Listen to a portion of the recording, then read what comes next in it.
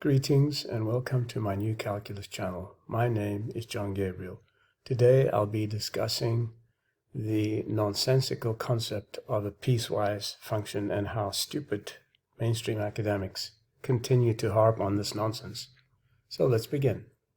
Now, you might see something like this in mainstream mythmatics, but this is actually nonsense because a function that consists of more than one rule cannot be, well, the methods of calculus cannot be applied to a function that consists of more than one rule as a whole. So, for example, if you were to calculate the area from -3 to 6, you couldn't just do it with one function.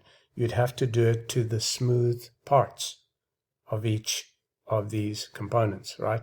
In other words, you'd have to do it to the parts that are smooth, which is first that part and then this part. So there's no such thing as integrating from -3 straight through to 6. In other words, the methods of calculus do not apply to this function if it's interpreted as one function.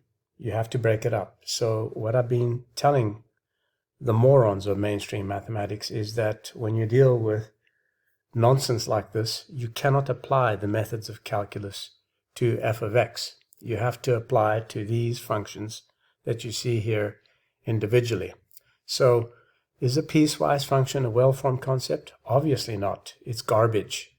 And this here is just meant to keep your ignorant mathematics lecturers and mathematics teachers in a job. They're insecure. That's why they have to come up with things like this, because they're morons and they don't understand mathematics. So once again, in conclusion, the methods of calculus apply only to smooth functions. So something like f of x is equal to the absolute value of x can have an integration on both sides because it can be expressed as a single function. Okay, also as a component function, but in this case here, that doesn't apply because there are two rules. In other words, there's this rule here if it's x squared, and this rule here if it's x. Okay, so that's pretty much it. Please remember that you cannot use calculus unless you have a smooth function. Even some nonsense like 1 over x times or x times sine of 1 over x, that's not a well-formed function.